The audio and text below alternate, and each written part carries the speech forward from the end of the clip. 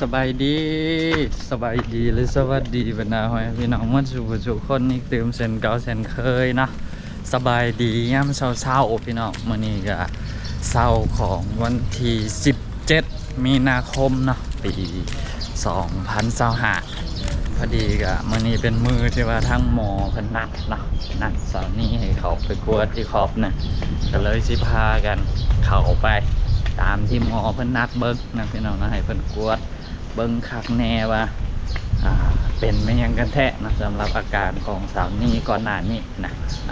นี่สาวนี้ก็ปึ๊บนี่เขียมพร้อมที่ขึ้นเขียงแล้วพี่น้องกำลังพากันยางไปห้องหมอนะห้องหมอก็อยู่ทั้งหน้านี่แหละอยู่ไกลๆบอนที่ว่าพอเขาอยู่เนาะยางมาประมาณ3-4 นาทีจะฮอดเรียบร้อยนะ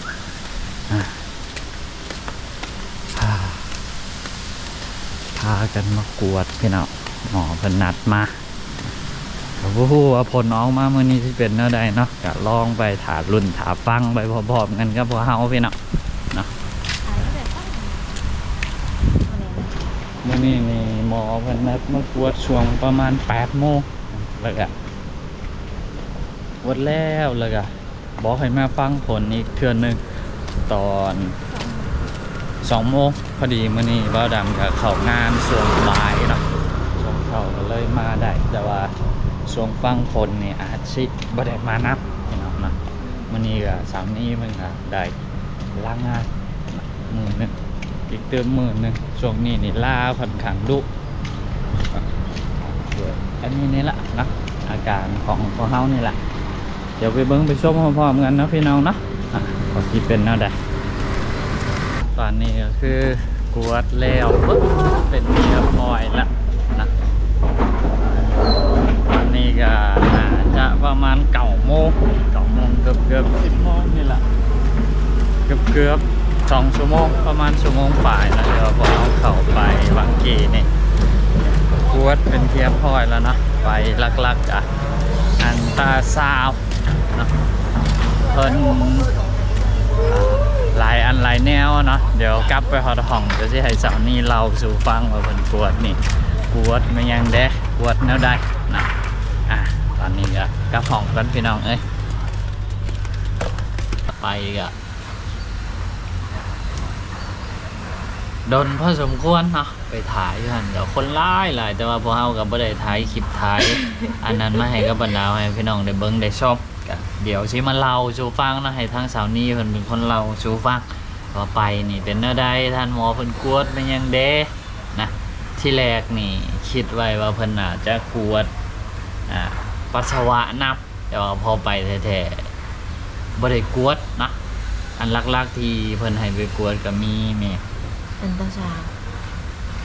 วัดความดันการเห็นแบบมันเป็นเหลืองแบบปกติก้อนนี่ไปเราก็ต้องวัดความดันสั่งน้ำหนักอย่างนี้สิแล้วก็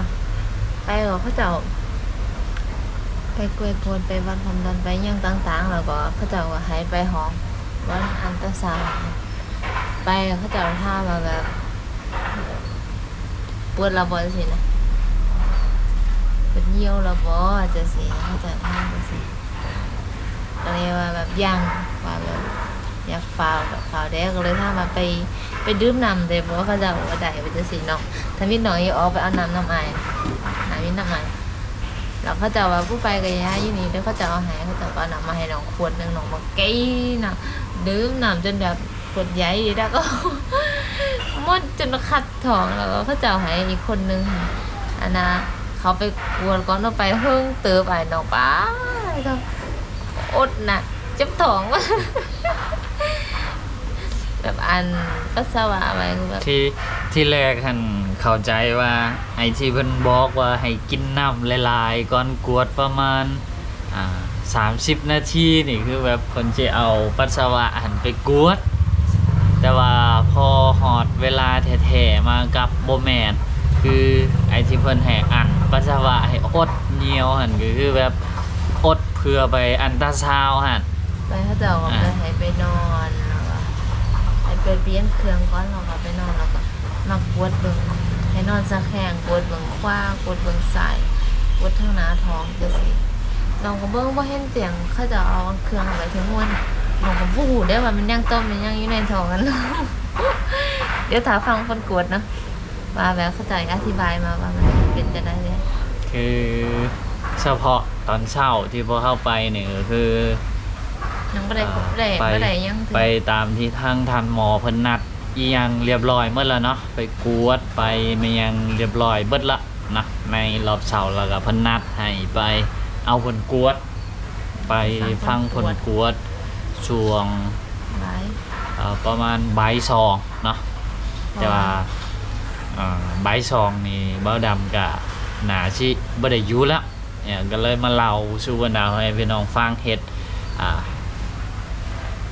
ตอนนี้มันเป็น EP 1แล้วก็ส่วนผลกวดก็เดี๋ยวค่อยมาแจ้งทีหลังอีก EP 1เนาะเวลาไปฟังผลกวดก็จะมีแต่สาวนี่เพิ่นไปผู้เดียวเนาะนั่นแหละเบ้าดำก็ชิไปเวียกปกติเนาะก็พอดีมื้อนี้เบ้าดำก็เข้าช่วงบ่ายนะช่วงเช้าก็เลยว่าไปเป็นครูสาวนี่เพิ่นได้เนาะก็ตอนนี้ก็มีแต่รอเพราะฉะนั้นรอถ่าฟังผลผลออกมาแล้วก็ทำใจเด้อ มันดีแล้วน้องว่ามันยังเขาจะถามว่าแบบยังเก็บท้องอยู่บ่จะสิน้องว่าบ่เก็บแล้ว คืออาการตอนนี้คือแบบบ่ ติ บ่เป็นแมงเลยนะแบบปกติทุกอย่างบ่มีเจ็บหันเจ็บนี่แต่ว่าทางท่านหมอเพิ่นก็ยังให้ไปกวดหั้นนะเนาะพวกเฮาก็ไปตามที่เพิ่นนัดเป็นที่พอยเนาะกวดตามที่เพิ่นแนะนำหั่นแหละตอนนี้ก็มีแต่รอถ่าฟังผลเนาะก็ประมาณนี้สำหรับรอบเช้าสำหรับหมอที่เพิ่นนัดเข้าไปเนาะก็เหลือแต่ผลกวดก็รอถ่ารุ่นไปพร้อมๆกับพวกเฮานะให้กำลังใจพวกเฮาไปพร้อมๆกันผลกวดมันสิออกมาเป็นอะไรเนาะพวกเฮาก็ได้แต่ภาวนานะให้ผลมันออกมาแบบปกติโดยที่ว่าบ่มีปัญหาไม่ยากเนาะท่านหมอเพิ่นก็บอกว่าสงสัยว่าสิเป็นนิ้วแต่ก็